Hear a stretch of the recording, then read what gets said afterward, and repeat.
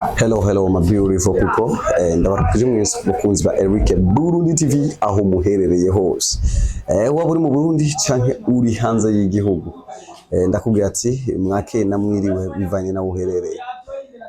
On this moment ati kuri uno mwanya nyene ndi kumwe n'umwe projecteur basanzwe bari kwandika amateka mu gihugu cy'u Burundi ku ma beat amwe asara y'ubugesera. Yeah brother, how are you? I'm fine, bro. Urameze neza? Yeah, good, bro. Ndi kumena fresh on the beat. Yeah, kumena fresh on the beat, producer wa dunia, producer mkubwa. Our country in the world hakuna producer kama mimi, kila siku nawaambia. Hari abantu bagerageza gukompara Fresho beat hamwe n'abandi ba projecteur. Wabwira iki? Ibyo ntabwo ntibazobisubira. Fresho ni Fresho, bajya nibo.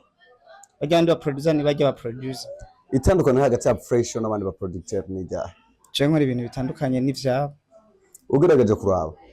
Ukuri mastering yawe. Urabona wigeranya no mu projecteur wawe mu gihugu cy'u Burundi. Nta numwe bro. Cenda kaze. Yeah. Nashaka kumenya ibanga rya buryo projecteur rihagaze hehe. Sinoshobora kuvuga ibanga ryanje. Oya, bankenyure. Hagati yo gukora beats no gukora mastering. Ni ahantu uvuga ati jewe ha vraiment sina mpinzani. Bro, vyose uko ndabikora vyose je ndi umuhanga.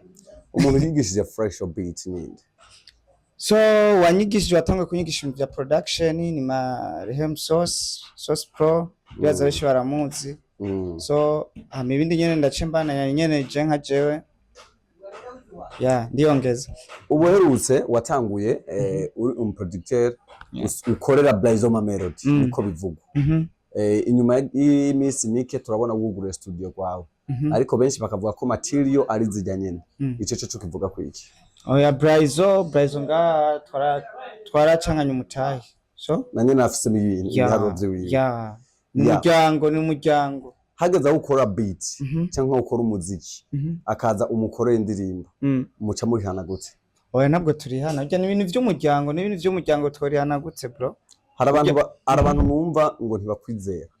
Bamwe bakaguha akazi mugahageze kuri mastering bagashira abandi ba producer. Nk'abande na. Oya ndakunze kumva ati ngo ma beat yakoze wewe ariko nkaza mwumva sign irimwo harimo sign yo ko bajiga beats kwamutsa mwiteka music. Nkande na nk'indirimbi yaje ndibona niyo. Ntavyo urabona? Oya aje na cyo byose nje nkunda kuvyikorera nkavyimarira. Turamaze kubona abarimvyi aba producer bese bafite abarimvyi bahagarikiye. Kuri wowe hosanze uhagarikiye muri rimvyi wawe. So abarimvyi kuco kazo c'abarimvyi bariho besh tu. Uri manager wawe? Yanda ba supporting tu nabwo ndi manager tu abonetse nindi support. Welcome abarimvyi barahari kandi bashoboye. Fresho burya bari mu rukundo. Oya bro. Urukundo rwanje nibinga. Why? Burya na mudemu mfise mukundanye? Oya ntabwo mfise umudemu. Ntabwo mfise umudemu. I'm single boy. Umudiho Fresh akunda kurutindi midiho n'uwaye. So midiho nkunda ndakunda kiwacu gose. Kiwacu ko Burundi. So nkundi ko ndazana style itwa afro nani buja no. Afro Burundi bro. Afro booty. Yeah, booty. Izo bimeze gute nayo? Ni umuzoyumviriza nakazi tunzokora muzovyumviriza. Ugaragaje kura mu gihugu cy'u Burundi. N'uwahe muririmbyi kubwawe ubona tu vraiment nubwo yahitinze. Je ndabona ibyo aririmba si byiza. Wose numva bakaze bro. Hari D1 ku ruhande hari DJ Fernando. Niwe muririmbyi kubwawe yoba yakoze neza muri umwaka turangije wa 2025. Bose barakora neza bro.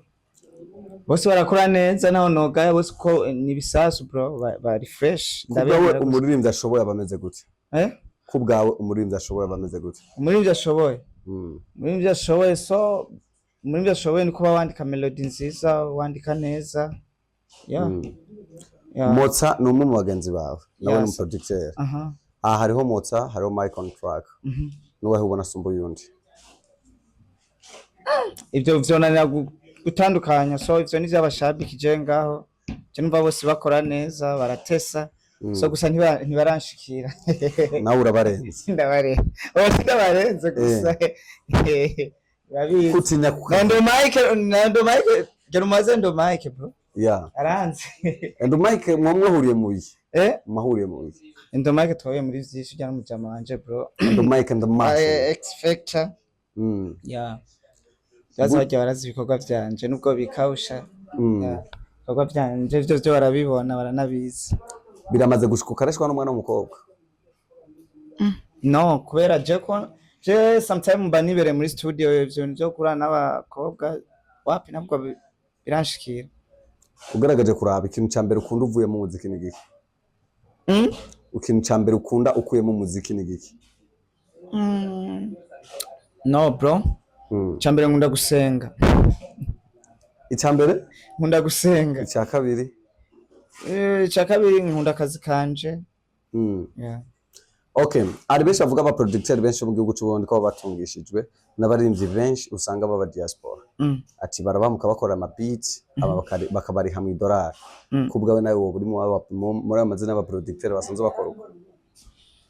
Cyafite sinamenya n'amabanga yabo nyimba babikora barabikora so sikiramuna ikintu ciwe kiramuna kimenye no.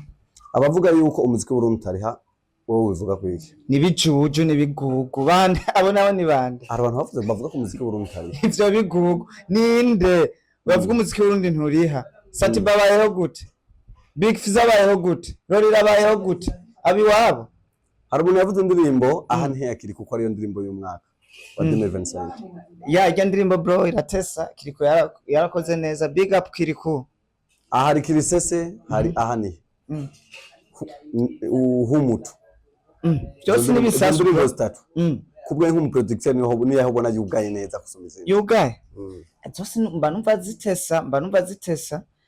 Ziratesa bro.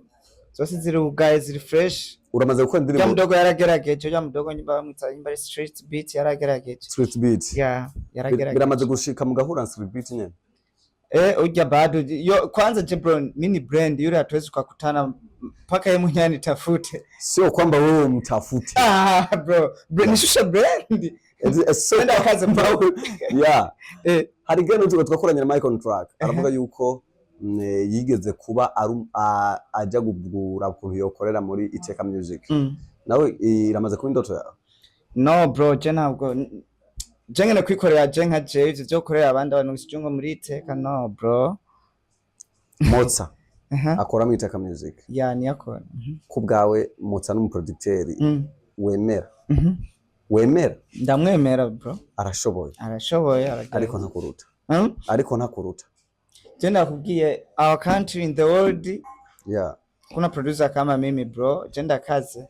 Maybe S2Kiz numwe mu producer bakwespanda vyibatse. S2Kiz? No. Zombie. Ujya rero n'ibintu bimwe mwe nagenda mwereka bro. S2Kiz. Zombie. Ujya muzi. Gusa nabiza arabaza guhari. Bimwe mwe nagenda mwereka. Ujya na production yo twari yaranyeretse nanje ndamwereka. Biramaze gushika mukaganira. Ya turatuganira bro. Liser. Ya na Liser turatuganira bajya n'abajama banje n'aba friend so turafashanya byinshi. Reka mbere nkugusezera nongera ndakwifuriza umwaka mushasha mwiza. Ya kuri twese. Murakoze cyane. Namwe murakoze ndabashimiye. So come kwa Fresho beats mukora indirimbo zirongorotse ziri high quality. Yeah.